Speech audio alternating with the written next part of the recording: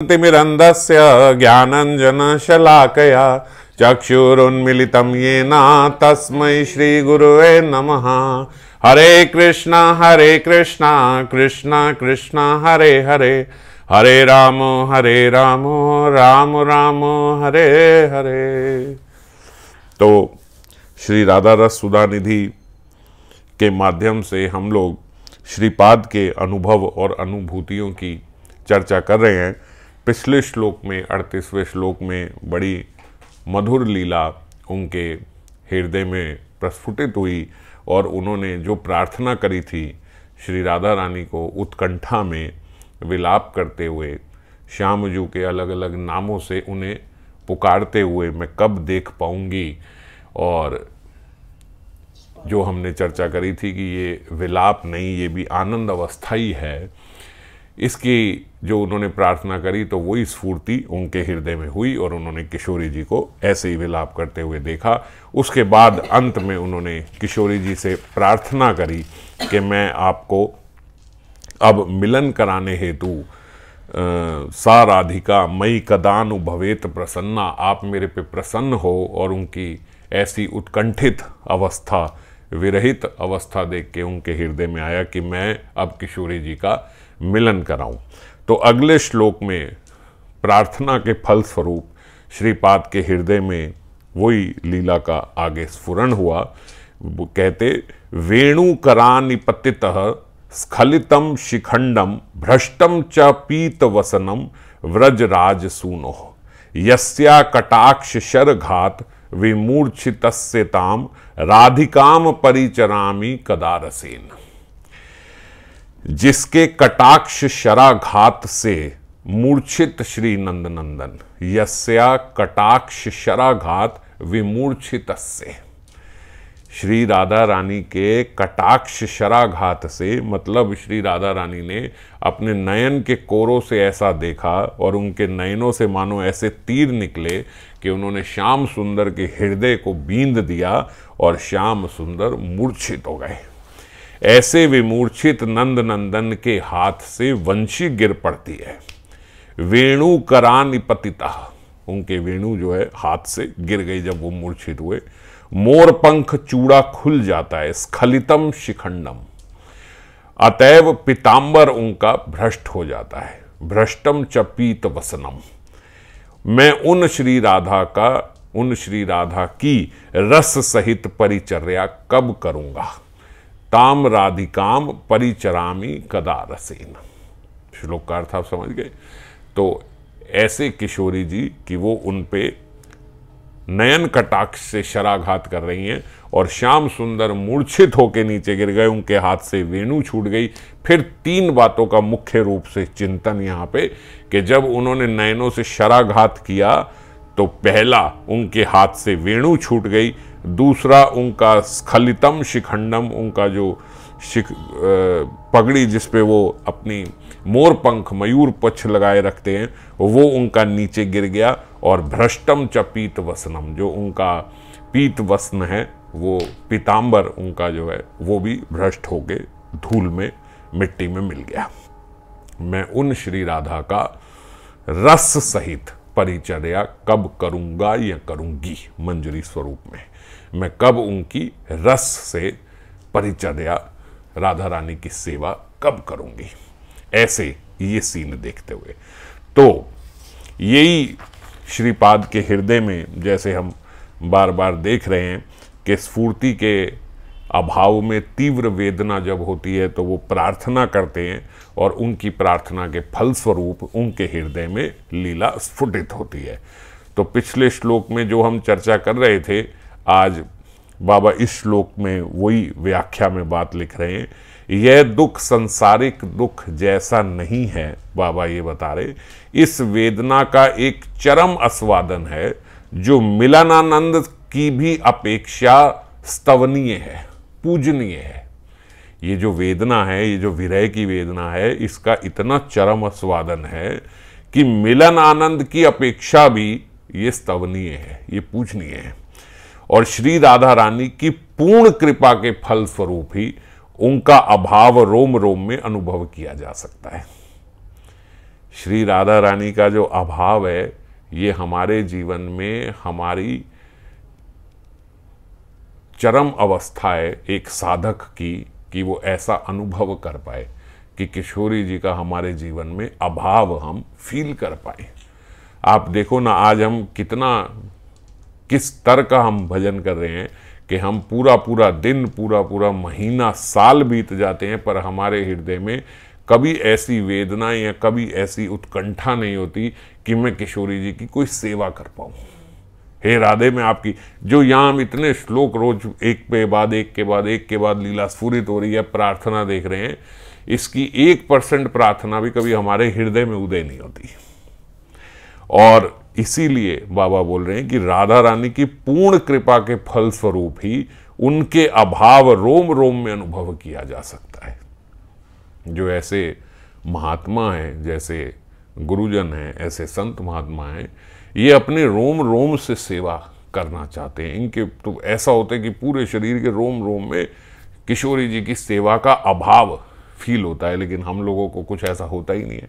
कितना हम लोग सुन रहे हैं, समझ रहे हैं, लेकिन हमें ऐसा लगता ही नहीं कि हमारे जीवन में कोई अभाव है, हमें कोई सेवा करनी है, कुछ करना है। तो ज़्यादा से ज़्यादा हम लोग इस देह से ही, इस प्राकृत जगत में ही सेवा करने का सोचते हैं। वो भी अच्छी बात है, सोचना चाहिए, मगर सेवा का ये भी एक स्वरूप है कि हम अपने स्वरूप में जाके सेवा का चिंतन करें, उसकी प्रार्थना करें। खैर, तो श्रीमती की विरह वेदना की अतिशयता से श्रीपाद के हृदय में इस लीला का स्फुरण हुआ। वहीं से प्रारंभ हुआ जहाँ से पीछे उन्होंने लीला छोड़ी थी। आप सबको याद होगा, पीछे अति कालहंतारिता नायिका बन के श्रीमती जो हैं वो पश्चाताप कर रही थी, और अति विरहित अवस्था में अब वो अपने आप को ऐसा बोल रही थी, हाय मैंने क्यों ऐसा किया, मैंने क्यों ऐसा मान किया, मैंने क्यों श्याम सुंदर को जाने दिया। वो तो इतना अनुनय विनय कर रहे थे, सब कर रहे थे, और श्याम जो है जब उन्होंने देखा कि आज बात बन नहीं रही है तो वो वहाँ से चले गए। और उनके जाने के बाद ही कालहंतारिता में नायिका बने श्री राधा पश्चाताप कर रही हैं कि वो क्यों चले गए।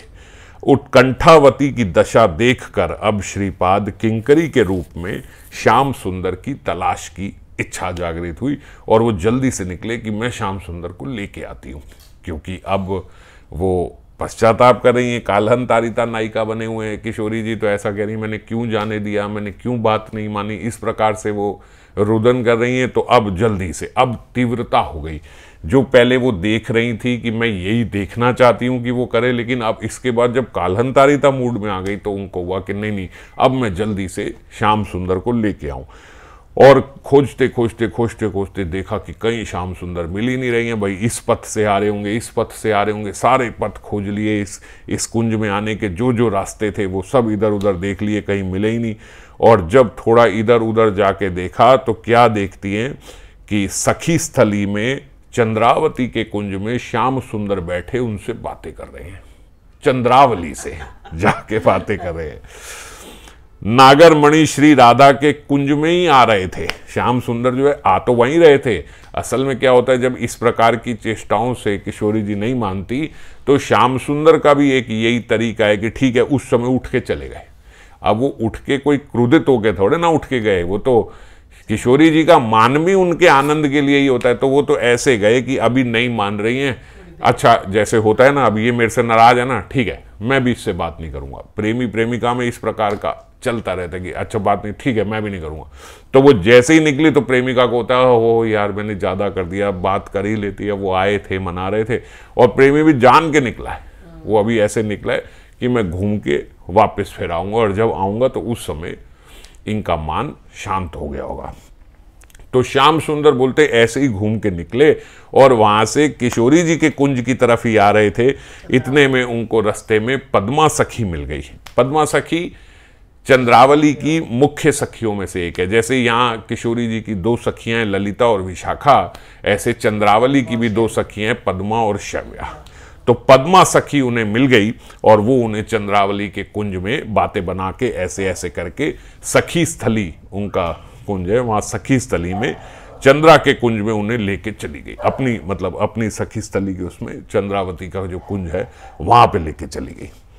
अब किंकरी ये अवस्था देखकर बड़ी स्तंभित है। उसको तो ये नहीं पता कि भाई श्याम सुंदर यहीं आ रहे थे और पद्मावती ऐसे लेके, उन्होंने तो देखा कि भाई ये अपनी किशोरी जी जो थी ये मान में थी, ये उनको छोड़ के यहाँ पे आके चंद्रावली के कुंज में यहाँ बातें कर रहे हैं ऐसे हंस हंस के। अब उसको बड़ा क्रोध आया मंजरी को कि क्या करना चाहिए। श्याम सुंदर को उसने ऐसे देखा तीखे नयनों से, और श्याम सुंदर तो लगे हैं जी वहाँ पे बातें करने, अब मैं क्या करूँ। तो मंजरी जो है उसने फटाफट से सोचा कि एक तरकीब लगाती हूँ इनको बुलाने के लिए। तो जल्दी से जाके चंद्रावली के कुंज में ही एंटर कर गई और वहां निकुंज में जाके उनको बोला, ए श्याम सुंदर जल्दी चलो जल्दी, बड़े डर में भयभीत होके, श्याम सुंदर जल्दी चलो, आपका जो प्रिय वृषभ है उसको वो जो कंस के असुर के परिकर आए गए हैं और वो सारे के सारे उनको आपके वृषभ को मारना चाहते हैं। सारे कंस के अनुचर उधर इकट्ठा हो गए हैं, बहुत बड़ा युद्ध करने को है और आपकी सारी गौओं को, वृषभ को, सबको मार रहे हैं। अब श्याम सुंदर ने अपने मन में सोचा कि अगर ये बात सच होती तो ये संदेशा देने के लिए मंजरी ना आती। अगर ये बात सच होती तो कोई सखा आता, नंद बाबा किसी अपने चाकर नौकर को भेजते, किसी को भेजते, कोई यहाँ सारे ब्रजवासी भागते हुए आते, डर के आते, इतनी बड़ी बात हो जाती कि भाई कंस के अनुचर आ गए। ये आई है, इसका मतलब ये सत्य नहीं है। सत्य क्या है कि वो वृषभ और कोई नहीं है, वो किशोरी जी है, और वो असुर और कोई नहीं है, वो असुर जो है वो विरह ही है उनका, वो अपनी विरह ज्वाला में ग्रसी जा रही होंगी, यही ये बोलने के लिए मुझे आई है और बहाने से मेरे को निकालना चाहती है। तो श्याम सुंदर भी आना तो चाहते थे, श्याम सुंदर का भी मन तो किशोरी जी के पास जाने को ही है। तो उन्होंने फटाफट उसी समय बोलते चंद्रावली को बोला, आप प्राण प्रिय, आप मेरी बात समझो, अभी तो बड़ा वहाँ पे आतंक मच गया है, वहाँ अनुचर आए हुए हैं कंस के, वो मार रहे होंगे वृषभ को, गौओं को, कहीं वो उनको कुछ कर ना दे। मैं फटाफट से अभी जाता हूँ और वो जाके पहले देखता हूँ। चंद्रावली ने बोला ठीक है आप वहाँ जाओ, कोई बात नहीं। चंद्रावली बड़ी सीधी है। जैसे दो सखियां दो प्रकार की होती है, प्रखरा सखी भी होती है और दक्षिणा सखी भी, जैसे वाम्य सखी और दक्षिणा सखी। तो चंद्रावली दक्षिणा जो प्रखरा जो होती है वो तेज होती है, वो ऐसे पूछे क्यों कैसे आ गए, अच्छा मैं भी अपनी एक सखी भेजती हूँ, जरा देख के आएंगे कहाँ पे क्या हो रही है। तो और जो दक्षिणा सखी होती है, ये दक्षिणा भाव की ऐसे होती है, बिल्कुल सीधी सोबर, जो उन्होंने कहा वही मान लिया, अच्छा ऐसे ही हुआ होगा। अच्छा मतलब दक्षिणा सखी ऐसी होती है कि अगर उनकी सखियां बोले ना कि आज शाम जू लेट आ रहे हैं या ऐसे करें, तुम मान कर लेना और बिल्कुल बात मान। अब मान तो देखो, आपने किशोरी जी का तो देखा है किस प्रकार का मान है, और यहाँ पे विट को बुलाना पड़ता है, क्या क्या नहीं करना पड़ता। किशोरी जी जब मान में चली जाती, श्याम सुंदर पैर पड़ जाते हैं, सब कुछ करते हैं, मगर नहीं मानती तो नहीं मानती। और वहाँ पे तो ऐसा कि अगर उन्हें बड़ा सिखाया जाता है चंद्रावली को, ऐसे करना, मुंह मोड़ के मत देखना, पल्लू आगे कर लेना, ये कर लेना, और वहाँ श्याम सुंदर को केवल बोलते 1 मिनट पूरा नहीं लगता, इतने में चंद्रावली मान जाती है। और सखियों को डांटते कि तुम क्यों मान गई इतनी जल्दी करके, बोलते नहीं मेरे से ऐसे देखा नहीं जाता, श्याम सुंदर ऐसे कर रहे थे, नहीं। फिर कहीं वो मुझे छोड़ के ही चले जाते, फिर कभी आते ही नहीं मेरे पास, नहीं मैं ऐसे मान नहीं कर सकती। तो चंद्रावली जो है दक्षिणा नायिका है। तो इन्होंने चंद्रावली को बोला कि वो दुष्ट असुर कहीं वहां वध ना कर दे हमारी गौओं का और वृषभ का, मुझे जल्दी जाना होगा। अब यहाँ पे बाबा भी लिखते, चंद्रावली जो है वो इतने गूढ़ रहस्यों को समझने में समर्थ नहीं है कि वो क्या कह रही है, या वो ये समझे कि ये बात आके ये किशोरी जी की सखी क्यों आके मंजरी आके इनको बता रही है। अगर ऐसा होगा तो कितने ब्रजवासी आ जाएंगे, सब ढूंढते आएंगे हुआ। लेकिन ऐसी बात जैसे अपनी विशाली माता जी है, तो ऐसे एकदम सिंपल वो समझ नहीं सकती, कि इतनी चालाकी उनको समझ में नहीं आती कि ये सब क्या होगा। तो बोले आप रुको, मैं जल्दी से आता हूँ। तो चंद्रावली बोली अच्छा आप जल्दी जाओ, वहाँ सारी व्यवस्था देखो, आपके अलावा कौन व्यवस्था देख पाएगा, पर मैं यहीं आपका इंतजार करूंगी, मैं रुकूंगी। शाम सुंदर अरे नहीं इंतजार मत करना, हो सकता है मुझे आने में बड़ा विलंब हो जाए, देर हो जाए, आपको फिर समस्या हो जाएगी। अरे नहीं कोई बात नहीं बैठो, नहीं हो सकता है कि जब मैं वहाँ पे जाऊँ, और हो सकता है क्या होगा ही, जब मैं वहाँ जाऊँगा वहाँ सारे कंस के अनुचर आए होंगे और ये सब होगा, तो बाबा मैया सब साथ में, सब जितने वृद्धगण हैं सब गुरुजन वहीं पे साथ में खड़े होंगे, तो फिर उनके बाद छूट के आना उनसे मुश्किल हो जाएगा। तुम अभी घर चली जाना, मैं बाद में फिर तुमसे अलग से मिलूंगा, अभी तुम आज लेट हो जाए तुम निकल जाना, हो सकता है मैं आ जाऊंगा ही नहीं, बाद में आऊँगा। अब श्याम सुंदर को तो पता है कि अब कहाँ आऊँगा, अब तो किशोरी जी के कुंज में जा रहा हूँ, अब आना होगा नहीं, और आना इतना चाहते भी नहीं, वो भी किशोरी जी के पास ही जाना चाहते। तो ठीक है, चंद्रावली बोलती ठीक है, आप कल आ जाना, जल्दी आ जाना। ऐसे करके श्याम सुंदर वहाँ से निकले, और जो ही बोलते श्याम सुंदर वहाँ से निकले तो सखी ने तो, जो किंकरी मंजरी जो थी, श्रीपाद मंजरी स्वरूप में थे, मंजरी ने ऐसे झटका कृष्ण का हाथ, ये क्या हो रहा था, ये क्या देख रही हूँ मैं, तुम चलो अभी, अब चलो, मैं आज स्वामिनी को बताऊंगी और आज उनको बता के देखो तुम्हें कितनी उपयुक्त सजा दिलाऊंगी, तुम चलो जरा एक बारी। अब वो श्याम सुंदर को हुआ भैया अभी तो इतना कुछ वहाँ पे मान चल रहा था, किशोरी जी मान नहीं रही थी, जब मैंने कुछ नहीं किया था वो तो तभी बोल रही थी जाओ जाओ दूसरों के कुंज में जाओ, सखियों के कुंज में जाओ, उन्होंने तो यही बात बोली जाओ, आपको तो सबको प्रसन्न, और अब उन्हें पता लग जाएगा कि अगर मैं किसी सखी के कुंज में ही था तो बड़ा गजब हो जाएगा। उन्होंने कहा भैया आज ऐसे मत करना, अगर आज आपने ये बात कर दी तो मैं बता रहा हूँ अब बड़ी समस्या हो जाएगी, बहुत बड़ी समस्या हो जाएगी, तुम मत करना। मंजरी को समझा रहे हैं, मंजरू की चाटुकारी कर रहे हैं, तुम देखो ना बात ये नहीं है, अगर तुम क्या अपनी सखी का कल्याण नहीं चाहती, तुम क्या नहीं चाहती कि तुम्हारी सखी सुखी हो, हैं दुखी रखना चाहती हो अपनी सखी को, वो फिर इतना दुखी होंगी, फिर इतना रुदन करेंगी, फिर मान में तुम्हें यही सब चाहिए क्या, ऐसे चाहिए तुम्हें, इसलिए ये मत करना। आप तुम समझो मैं ऐसे ही वहां नहीं गया था, मैं ये गया था, मैं तो घूम के आ रहा था, सब बातें उनको समझा के चाटू करी करे। बोल रहे श्याम सुंदर जो हैं वो हाथ जोड़ के राधा किंकरी का अनुरोध कर रहे हैं कि इस बात की हवा भी अगर आज वहां लग गई तो आज मैं बता रहा हूं आज रक्षा नहीं हो सकती मेरी किसी भी चीज से, इसलिए ऐसा मत करना। तुम समझ रही हो ना, तुम अपनी सखी का कल्याण चाह रही हो ना, समझ रही हो ना।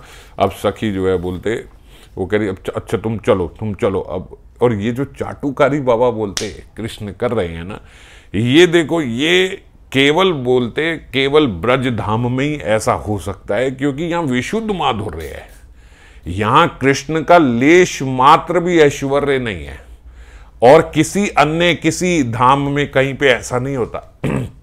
हालांकि सबसे निकटम धाम अगर कोई है तो वो नवद्वीप है ब्रज के, भाई ब्रज के ही तो सब परिकर नवद्वीप में गए हैं, यही सब ब्रज के परिकर तो नवद्वीप में भी हैं, पर बोलते वहां भी थोड़ी ऐश्वर्य की गंध है।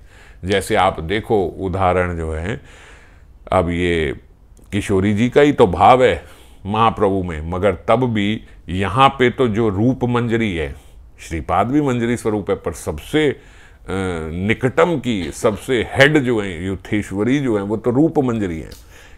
टेक्निकली यूथेश्वरी नहीं है, मगर सारी मंजरियों की जो हेड है वो रूप मंजरी है, और वही रूप मंजरी वहां रूप गोस्वामी हुए, तो रूप गोस्वामी भी वहां पे श्रीमन महाप्रभु के साथ कोई ऐसा साख्य भाव नहीं है, वो भी उनको प्रणाम करके ऐसे देखते कि भाई ये तो ईश्वर कोटि के हैं और हम जीव कोटि हैं, इस प्रकार का वहां पे। जैसे अब वो जगन्नाथ मंदिर में ही नहीं जा रहे रूप गोस्वामी, वो बोलते नहीं मैं इस लायक नहीं हूं मैं मंदिर जा सकूं, वो हरिदास जी के साथ वहीं पे बाहर रह रहे हैं। तो इस प्रकार की उनकी जो गौरव है, जो वहां पे जो रिस्पेक्ट है, वो यहाँ पे रूप मंजरी प्रार्थना कर रही है किशोरी जी से कि तुम्हारे श्याम मेरे चाटुकार हो, ऐसी कृपा करो। यहाँ उनसे चाटुकारी कराना चाहते हैं ब्रज में, और वहां पे तो उनके साथ बड़े ऑ एंड रेफरेंस के साथ हाथ वगैरह जोड़ के उनको ईश्वर कोटि का और अपने को जीव कोटि का मान रहे हैं। ऐसे ही राय रामानंद को आप देखो, राय रामानंद विशाखा सखी हैं, तो राय विशाखा सखी होते हुए अब सखियों का तो कितना निकटम का भाव है, एकदम विशुद्ध साख्य है यहाँ ब्रज में। लेकिन वहां पे देखें तो राय रामानंद जो हैं भगवान को अपने घर श्रीमन महाप्रभु को खाने पे बुलाने के लिए भी बड़े फॉर्मली वैदिक ब्राह्मणों के द्वारा इनविटेशन भेज रहे हैं कि आप मेरे यहाँ के प्रसाद ग्रहण करो। और वही यहाँ के अगर सखा देखो तो श्याम सुंदर की पीठ पे चढ़े बैठे हैं, उनको लात मार रहे हैं और उनका अपना जूठा उनके मुंह में डाल रहे हैं और उनका निकाल के अपने मुंह में डाल के खा रहे हैं। तो इसीलिए बोलते हैं यहाँ एकदम ऐश्वर्य जीरो है। और तो धामों की बात छोड़ो, सबसे निकट नवद्वीप में भी चले जाओ तो वहां भी थोड़ा ऐश्वर्य गंध है, पर यहां पे नहीं है। तो अब वहीं चाटुकारिता जो सुन रही है श्रीपाद मंजरी स्वरूप में जो सुन रहे हैं, अब उनके भीतर उनकी बात सोच के मन में ये तो आई कि हाँ भाई, जो स्वामिनी हैं वो और उत्कंठित होंगी इनकी ये बात सुन के। तो बोलती है अच्छा ठीक है, चलो ठीक है। अपनी स्वामिनी का ही सोच के बोलती हैं कि अच्छा ठीक है, चलो मैं वहाँ जाके कुछ नहीं बोलूँगी, मगर एक बात बताओ, अब तुम जो इतने विलंब से वहाँ आ रहे हो, इतनी देरी से जब वहाँ आ रहे हो, इतनी देर तुम क्या रहे, जब ये किशोरी जी के मन में आएगा तो वो स्वाभाविकता मान कर लेंगी, तब मैं क्या करूँगी बताओ। तो अब श्याम सुंदर बता, नहीं तो तुम बोलना ना कि ऐसा नहीं था, ये था, वो था, इस तरीके की बातें करते बोलते वहीं कुंज में पहुँच गए। और जैसे ही कुंज के प्रति उसमें प्रवेश द्वार पर पहुंचे, अब किशोरी जी तो बड़ी उत्कंठा है और काल्हनतारिता मूड में वहां बैठी थी कि भाई मेरे से गलती हो गई, जल्दी से आ जाए, मैंने क्यों जाने दिया, ये करने दिया। और बोलते जब श्याम सुंदर वहां उपस्थित हुए तो सहज वाम्य भाववती जो है वहां पे फिर उल्लास के साथ उनके अंदर वामता जागृत हो गई। फिर जब श्याम सुंदर को देखा, फिर वामता का उनके अंदर संचार हो गया और अपना घूंघट खींचकर मुंह मोड़कर बैठ गई। फिर से उनके अंदर मान की अवस्था आ गई। अब ये देखो, ऐसे नहीं सोचना कि ऐसा क्यों कर रही हैं, ये क्यों कर रही हैं। बाबा बोलते थे कृष्ण के अंतस में सुख का संचार करने के लिए ही महाभाव का सारा कार्य होता है। महाभाववती है, होता है जो भी वो कर रही हैं उससे कृष्ण के सुख का वर्धन ही हो रहा है। कृष्ण का सुख यूं समझो कि उनके सुख के लिए कर रहे हैं तो थोड़ा लीला का माधुर्य कम पड़ता है। ऐसा एक्टिंग कर रही हैं क्या? उनको एक्टिंग नहीं कर रही हैं, असल में वो जो भी कर रही हैं उससे कृष्ण प्रसन्न ही होते हैं। मतलब कोई इरिटेशन वाली वहां भाव नहीं है, कोई ऐसा भाव नहीं है कि अब क्या है यार फ्रस्ट्रेशन हो गई, इरिटेशन, ऐसा नहीं है, क्योंकि महाभाववती हैं। और महाभाववती कृष्ण जो है वो प्रेम से ही रीझे, वो प्रेम की चरमतम अवस्था है। तो जो वो कर रही है उससे कृष्ण के आनंद का वर्धन ही होता है। तो खैर अब किशोरी जी फिर महाभाव में उसमें मान में चली गई। और हालांकि उससे पहले वो बड़ी उत्कंठित थी कि ये आ जाए, मगर जब आए तो अभी इतनी देर से क्यों आए, अभी इतनी देर से आए, अपना घूंघट खींच के मुंह मोड़ के बैठ गई। और श्याम सुंदर जो है अब उनको स्पर्श करने के लिए वहां उद्यत हुए तो एकदम जैसे कपट कोप से ही, जैसे प्रेम में ही जीव कोप दिखाता है, उससे उन्होंने अपना घूंघट हटा के और यूं उनको नयन कटाक्ष से जैसे ही देखा तो बोलते जैसे ही ऐसे उनकी आंखों को देखा तो श्रीमती के कटाक्ष पात्र मात्र से नयन शराघात जो हुए, नयनों से तीर जो निकले, उससे श्याम सुंदर की आनंद मूर्छा जागृत हो गई। ध्यान देना, आनंद मूर्छा जो उन्होंने उनको क्रोधित होके, क्योंकि मैंने बताया ना वहां कोई दूसरा भाव है ही नहीं, आनंद ही आनंद मिलता है। तो किशोरी जी क्रोधित होके उनको नयन कटाक्षों से देख रही है और वो इसी से आनंद मूर्छा में हो गए कि हाय घूंघट उठा के मुझे कैसे आंखों से देखा, उनकी मतवाली आंखों को देख के ही वो क्रोध के तीर निकल रहे हैं और वहां पे काम के तीर लग रहे हैं। क्या किशोरी जी की कितनी सुंदर आंखों से क्या निकला है, वो वहां पे उनको आनंद मूर्छा हो गई। और जैसे ही आनंद मूर्छा हुई तो वही तीन प्रमुख चीजें जो श्यामजू के पास हैं, हाथ की मुरली, सिर का मोर पंख चूड़ा और पितांबर, ये सब स्खलित होके गिर गए और उनको वहीं आनंद मूर्छा हो गई। अब बाबा बोलते कि देखो जो वीर पुरुष होता है ना, उसके शराघातों से, उसके तीरों से जितने शत शत सैनिक हैं वो सब वहां पे धराशायी हो जाते हैं। एक वीर पुरुष आ जाए तो 100-100 सैनिकों को मार देता है, मगर जब महावीर उसके सामने आ जाए तो फिर वो वीर भी धराशायी हो जाता है। तो यहाँ पे वीर तो वो बोल रहे हैं श्याम सुंदर को कि श्याम सुंदर अपने नयनों से कितनी कितनी हजारों लाखों ब्रज सुंदरियों को शराघात करके मूर्छित कर देते हैं। ब्रज सुंदरियां मूर्छित हो जाती है उनका स्वरूप देख के, उनके नयनों के कटाक्ष देख के ब्रज रमणियां मूर्छित हो रही हैं।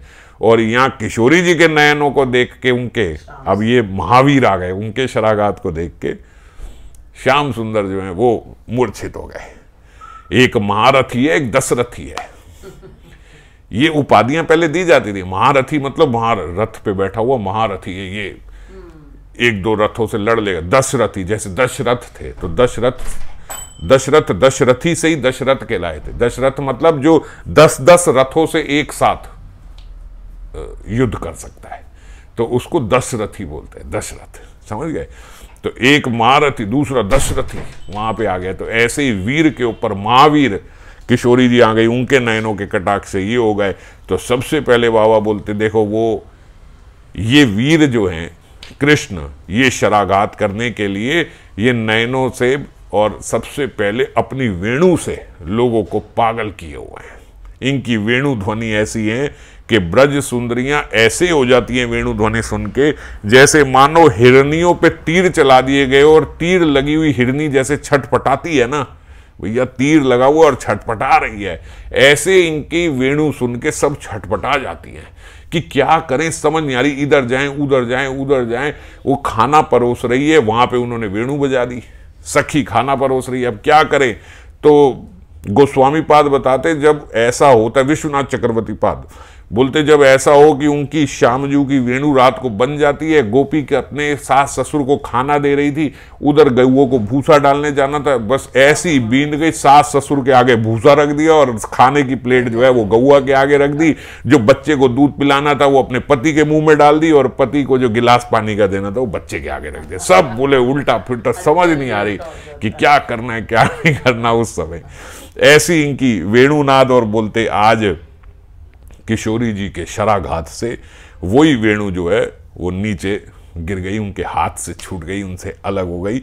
मोर मुकुट उनका जो है वो ब्रज विहार का अनन्य साधारण असाधारण चिन्ह है, मानो विलास का प्रतीक है उनका जो मोर मुकुट है। वही कितनी किशोरियों को एक उनका जो चूड़ा मणि ऊपर ये जो पगड़ी जो उनकी रहती है और उसके ऊपर भी उनका मोर पंख, और मोर पंख बोलते जब हिलता है तो ऐसे जैसे ब्रज रमणियों का दिल हिल रहा है, इस प्रकार से ऐसे वो घायल रहती है। उनके चूड़ाटी बांधिया उच्च के दिल मयूर पुछ भाले से रमणी मन लोभा, रमणियों का मन लोभित हो जाता है उनके वो देख के, लेकिन श्री राधा के कटाक्ष पात से धूल में लौट रहा है आज वो मयूर पुछ भी, वो भी अलग होके नीचे गिर गया। और पीत वस्त्र बोलते उनका ऐसा है जैसे नवीन मेघ में कोई बिजली रुक गई हो, नहीं तो बिजली एकदम चमक के खत्म हो जाती है, और बिजली रुकी जाए तो जब बिजली रुक जाए तो वो कैसे आंखों में चमक आ जाएगी लोगों के, उसे देख के ब्रज सुंदरियां अपना कुल गौरव छोड़ बैठती हैं। आज वो पीत वसन भी किशोरी जी के कटाक्ष से, बोलते श्री राधा रानी के कटाक्ष का ऐसा प्रभाव है कि उनके एक कटाक्ष से एकदम तितर बितर हो गए श्याम सुंदर। प्रेम का स्वभाव है श्री कृष्ण को आनंद देना, है बात के नहीं। कितनी बार हम लोग ये चर्चा करते हैं कि कृष्ण को आनंद केवल प्रेम से ही दिया जाता है। अब प्रेम के ऊपर महाभाव जो है उसकी चरम अवस्था, और फिर मादन आखे महाभाव जो है वो टॉप मोस्ट चरमतम।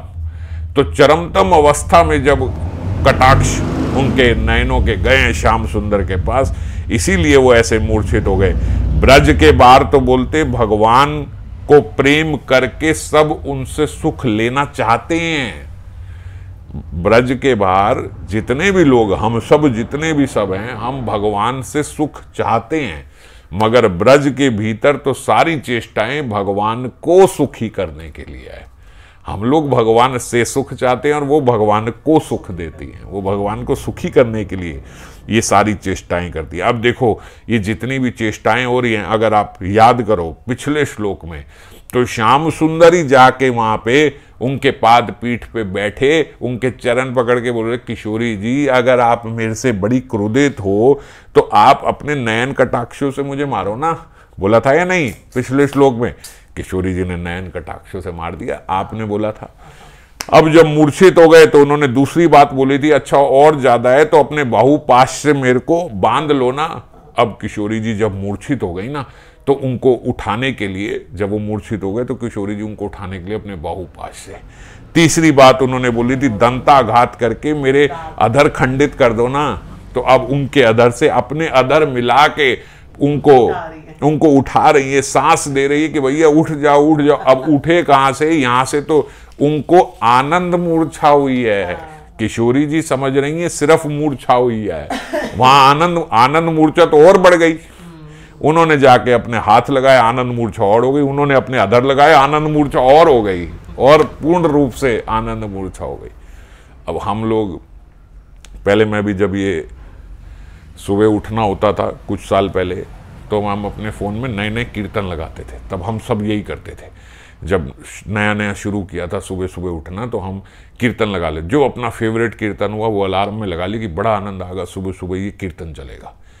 थोड़े समय बाद रियलाइज़ हुआ कि जब सुबह कीर्तन लगा लेते तो इतना आनंद आता है, उठने का मन ही नहीं करता, मस्ती से चल रहा है कीर्तन, हम सो रहे हैं, बहुत अच्छा लग रहा है ये तो तब समझ में आई कि सुबह का कीर्तन जो है थोड़ा कर्कश होना चाहिए भैया, आनंद वाला नहीं।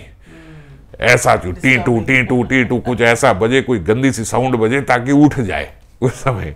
लेकिन खैर, तो मैं ये कह रहा हूं, अब श्याम सुंदर को जो भी वो कर रही है वो तो अति मधुर और मधुर, वो आनंद मूर्छा, वो और आनंद ही आनंद दिए जा रहे हैं और आनंद मूर्छा उनकी बढ़ती जा रही है। तो बोलते इसी भाव का लोभ जो है वो श्रीमन महाप्रभु, इसी भाव के लोभ की परिणति है।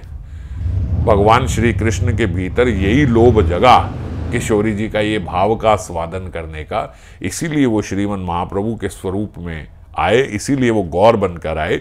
पर गौर बन के अगर हम ये कहें, ये बड़ी जबरदस्त बात यहाँ बाबा ने बोली, गौर बनकर वे राधा के प्रेम की महिमा संपूर्ण रूप से समझ गए हैं। अगर हम ये बात बोले तो ऐसा नहीं है। श्रीमन महाप्रभु भगवान श्री कृष्ण गौर बन के अगर ये कहें कि अब मैं राधा की महिमा संपूर्ण रूप से समझ गया हूं, अब मैंने संपूर्ण रूप से वो आनंद ले लिया जो मैं लेना चाहता था, तो ये बात सही नहीं है। क्यों सही नहीं है? क्योंकि उसका आस्वादन तो वो अभी कर रहे हैं, अभी भी कर रहे हैं, करते रहेंगे, उसे समझने की चेष्टा करते रहेंगे, वो अभी खत्म नहीं हुई है। किशोरी जी का उनको आनंद देने का जो स्वभाव है वो इतना वर्धनशील है कि गौर जो है वो तब से लगे हैं, जब से श्रीमन महाप्रभु आए हैं, वो स्वादन ले रहे हैं, खत्म नहीं हो रहा। क्यों? क्योंकि गौर लीला नित्य है, गौर लीला समाप्त थोड़ी हो गई।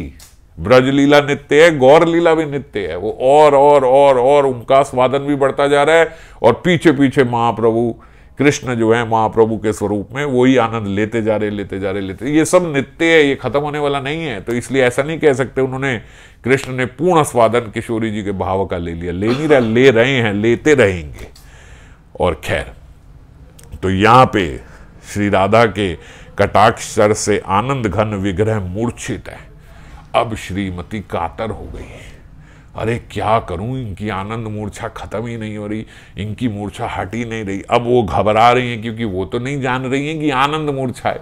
वो तो सोच रही हैं इनके आनंद के लिए तो मैं सब कुछ कर रही हूं, जो जो ये कह रहे थे, ये शायद मेरे क्रोधित वाले नयन कटाक्षों से मूर्छित है, वो तो ऐसा समझ रही हैं। अब उसके लिए मैंने इन्हें आलिंगन कर दिया, अधरों से अधर मिला दिए, अब तो उठ जाएं। वो तो अब भी नहीं उठ रहे हैं, उठेंगे कैसे? तो अब किशोरी जी ने रसमयी किंकरी की शरण ले ली। अब किशोरी जी भी किंकरी को बोल रही हैं, मैं तो प्रियतम की मूर्छा दूर नहीं कर सक रही हूं, एक बार तू चेष्टा कर, तू कोशिश करके शायद इनकी मूर्छा खत्म हो जाए। और उस समय बोलते किंकरी ने मधुर स्वर के साथ एक गीत गाया, मदन गीत। और ये गीत क्या है?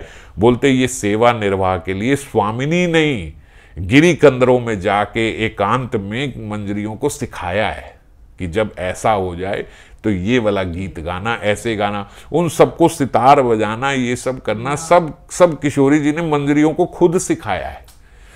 बोला तो यूं जाता है कि श्याम सुंदर जो वेणु बजाना सीखे हैं वो भी किशोरी जी ने सिखाई है कि वेणु ऐसे बजाया करो।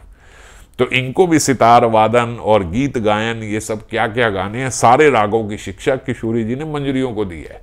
आज वही वापस मंजरी जो है वो गीत गाती है। और ऐसी बाबा बोलते जो निगूढ़ सेवाएं हैं, ये निगूढ़ सेवाओं पे केवल और केवल किशोरी सखी मंजरियां जो हैं, मंजरियों का ही अधिकार है। ये एकाधिकार संपदा है मंजरियों की, ये सखियों के पास भी नहीं है, ये केवल मंजरियों को राधा रानी ने सिखाई है। तो रस परिचर्या जो वो चाहती थी वो उन्होंने, किंकरी ने वो गीत गा के करी और श्याम सुंदर की मूर्छा जो है वो भंग हो गई। अब गीत भी बड़ा ऐसे नहीं कि कोई भी गीत गा दिया, कोई गीत गाओगे उनका आनंद और बढ़ जाएगा, आनंद मूर्छा और बढ़ जाएगी। तो किस प्रकार का गीत? ऐसा प्रकार का गीत कि उनके भीतर विलास की लालसा बढ़े, श्याम सुंदर के अंदर विलास की लालसा जागृत हो, बढ़े और वो उसके कारण उठ जाए।